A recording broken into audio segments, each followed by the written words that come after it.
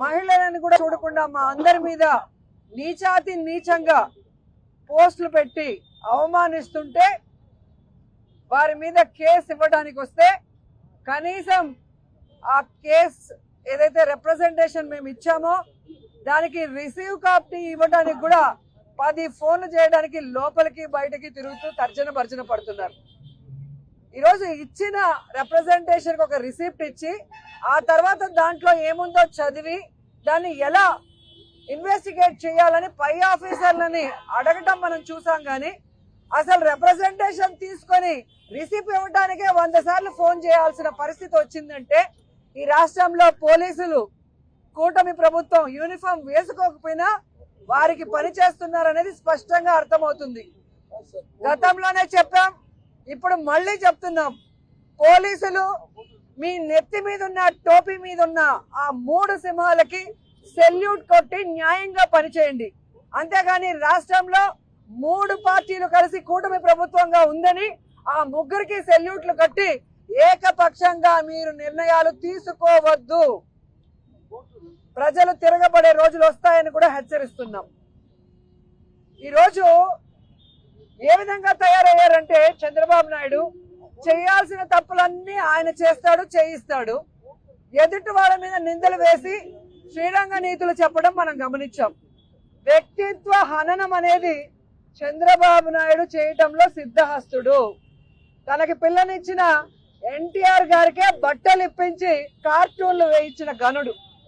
ఇప్పుడు ఎవరైతే deputy CM గా ఉన్నారో ఆయన పక్కన ఆయన తల్లి గారి గురించి, అలాగే చిరంజీవి గారి కుటుంబ సభ్యుల గురించి, మహిళల గురించి తప్పుగా రాయించింది ఐటీడీపీ ద్వారా లోకేష్ గారు అన్న విషయం అప్పట్లో పవన్ కళ్యాణ్ గారు ట్వీట్ చేయడము, తన ఫేస్బుక్ లో పోస్ట్ చేయడం మనం అందరం కూడా గమనించాం. అలాగే జగన్మోహన్ రెడ్డి గారు ముఖ్యమంత్రిగా ఉన్నప్పుడే కనీస గౌరవం లేకుండా ఆయన మీద, ఆయన భార్య మీద, ఆయన తల్లిగారి మీద, ఆయన సోదరి మీద, ఆయన పిల్లల మీద ఎంత నీచాతి నీచంగా పోస్టులు పెట్టారో మనం అందరం కూడా గమనించాం. తప్పు చేసిన రోజు తప్పు జరిగింది అని చెప్పి వాళ్ళు క్షమాపణ కోరలేదు తెలుగుదేశం వాళ్ళు.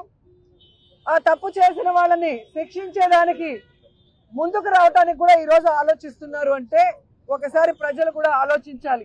ఎందుకంటే ఈరోజు రాష్ట్రంలో వైఎస్ఆర్ కాంగ్రెస్ పార్టీలో ఉన్న కార్యకర్తల్ని, నాయకుల్ని భయభ్రాంతులు చేయడానికి ఎప్పుడెప్పుడో ఏదో జరిగింది, ఏదో మాట్లాడారు అని దొంగ కేసుల్ని ఫైల్ చేసి కొంతమంది పెయిడ్ ఆర్టిస్టులతో కేసులు పెట్టించి ఈరోజు తప్పుడు సాక్ష్యాలు సృష్టించి, అంటే ఫేక్ ఐడీలను సృష్టించి వీళ్ళే తప్పుగా పెట్టి అవి కూడా ప్రూవ్ అయినాయి, మీ అందరు కూడా చూస్తున్నారు. కానీ వైఎస్ఆర్ కాంగ్రెస్ పార్టీ వాళ్ళని టార్గెట్ చేసి మొన్న సుధారాణి గారిని, ఆడపిల్లని చూడకుండా కుటుంబంతో హైదరాబాద్ లో ఉంటే కిడ్నాప్ చేసి 5 రోజుల వరకు మరి కోర్టుకి సబ్మిట్ చేయకుండా ఎలా కొట్టారో జడ్జి గారి ముందర ఆమె తనకి తగిలిన దెబ్బల్ని చూపించింది, పోలీసులు వాడిన భాషను చెప్పింది, తాను ఎంత అవమానపడింది, ఎలా బాధపడింది, ఎలా దెబ్బలు తినిందో ఏడుస్తూ చెప్పడం కూడా మనం గమనించాం.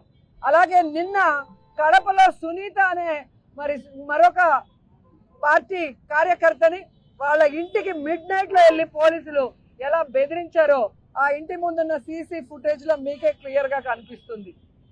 ఈరోజు మా వైఎస్ఆర్సీపీకి సంబంధించిన వాళ్ళు నిజంగా ఎవరైనా తప్పు చేస్తే మీరు కేసు పెడితే మేమేమనుకోం.